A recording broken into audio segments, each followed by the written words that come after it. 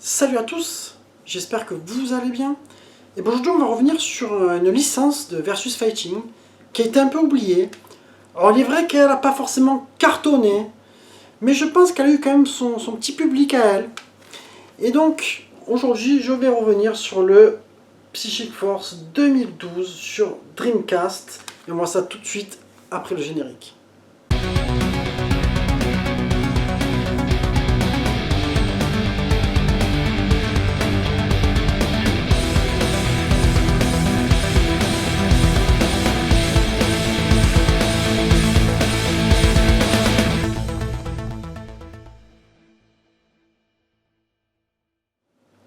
Alors, Psychic Force 2012, je t'avoue que quand il est sorti, moi je travaillais au magasin, ça a été une claque, moi j'avais trouvé ça de ouf.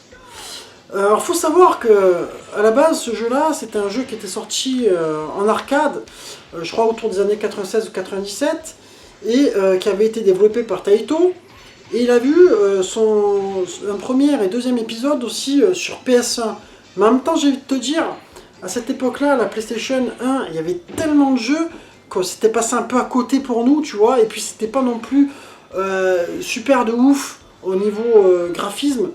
Et là, donc, ils te pondent cet épisode-là en 99 sur Dreamcast, et quand c'est arrivé, moi je me rappelle les couleurs, l'univers, ça m'avait transcendé.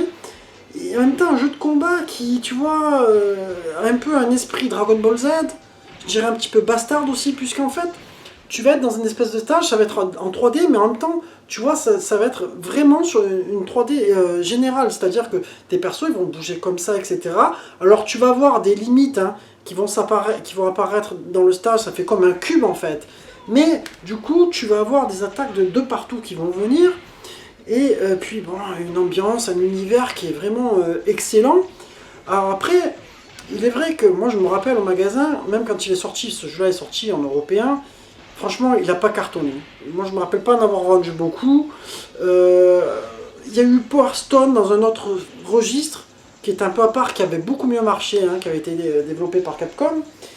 Et je pense que ce jeu-là, en fait, il a apporté beaucoup d'innovation, mais il a fait partie aussi d'une vague, tu vois, justement, d'un moment du jeu vidéo, qui aujourd'hui n'intéresse pas forcément beaucoup plus, tu vois. Alors, je sais pas, peut-être que si on en referait un, peut-être que les joueurs s'y intéresseraient, je sais pas, à voir.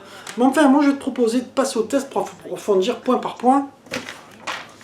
Donc, graphiquement, pour moi, franchement, quand c'est sorti, c'était magnifique. Alors, c'est vrai qu'aujourd'hui, c'est peut-être pas le jeu 3D qui a le mieux vieilli sur Dreamcast. Sur Dreamcast, il y a des jeux comme Soul Calibur qui aujourd'hui, tu le vois encore, c'est magnifique, etc. Celui-là, il n'a pas super bien vieilli, je t'avoue. Mais ça passe quand même encore, tu vois. Alors, il a quand même de beaux effets. Il y a des stages qui sont sympathiques. Moi, je trouve quand même qu'il y a une créativité intéressante. Je dirais que si on devait réactualiser la note, moi je resterais sur un 16 sur 20 pour le graphisme. Au niveau animation, franchement, ça reste, c'est très fluide. Je crois qu'il y a peu de ralentissement. Il y en a un petit peu par moment, il me semble. Mais c'est pas gênant. J'ai pas fait vraiment attention, tu vois, en y rejoignant. Moi j'ai trouvé ça bon, ça va, il y a une bonne animation au niveau des mouvements, des personnages. Le jeu à ce niveau là il est bien foutu, donc je te dirais qu'on va rester sur un 16 sur 20.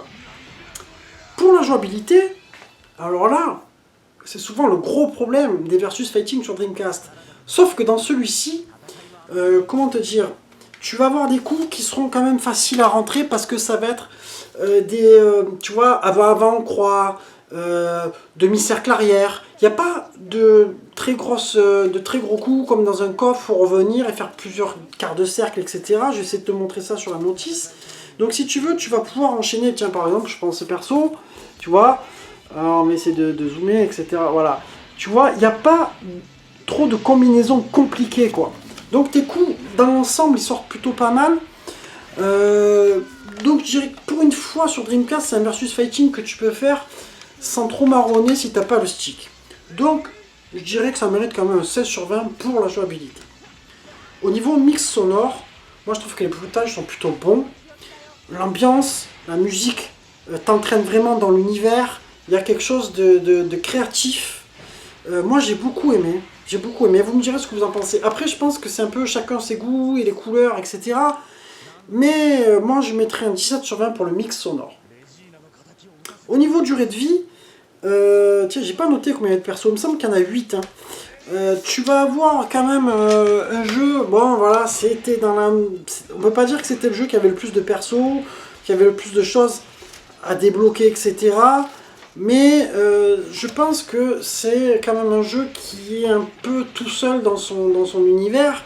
Donc si tu kiffes bien, tu vas y rejouer, tu le reprendras quand même, tu vois. Voilà, j'ai l'impression que tu as 2, 4, 6, 8, 10... Tu as 10 persos, ouais. Peut-être un boss à débloquer, je me rappelle plus, tu vois. Donc je te dirais qu'au niveau durée de vie, bon voilà, on va se placer sur un 15 sur 20, je pense que c'est plutôt pas mal. Alors je t'avoue que c'est vrai que, voilà, moi j'ai kiffé le remettre, mais c'est pas un jeu sur lequel je vais plus revenir, après c'est une question de goût. En verdict, eh bien, moi c'est quand même un jeu qui m'avait bien bluffé quand il est sorti, tu vois. Moi je trouvais qu'il avait, pour un début de la Dreamcast, il avait il avait sa place. Après, dans le style, c'est dur de le comparer à d'autres jeux, tu vois. Moi, je vois pas vraiment à quoi on peut le comparer. Peut-être à un Dragon Ball Z Burst Limit dans ce genre-là. Mais sauf que Burst Limit est sorti bien plus tard. Mais en même temps, c'est pas tout à fait le même type de combat quand même. Parce que là, c'est de la force énergétique, etc. C'est pas trop. C'est moins du bourrinage. Mais du coup, moi, je tombe sur une note générale de 16 sur 20. Je pense qu'aujourd'hui, en conclusion, il mériterait qu'on retente une expérience et de le réactualiser. Je pense qu'il y aurait de quoi faire avec les nouvelles machines, ça pourrait être encore plus jouable et bon, bah après, est-ce qu'il y aurait toujours le public derrière? Je sais pas. Enfin voilà, on arrive sur la fin de ma vidéo. J'espère qu'elle vous aura plu. N'oubliez pas de liker, partager, commenter. Et puis je vais vous laisser quelques extraits comme je fais d'habitude en plein écran. Et puis je vous embrasse tous et je vous dis à très bientôt les amis.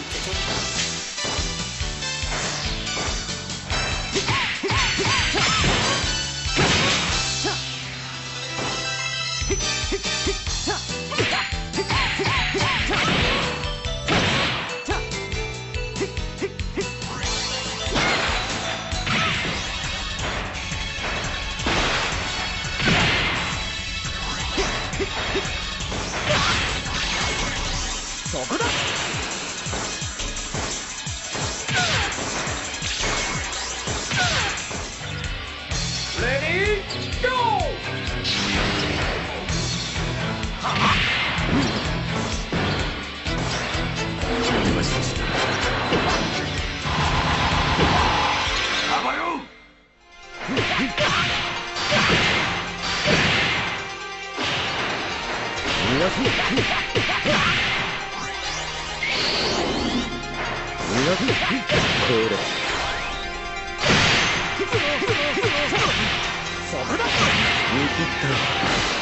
So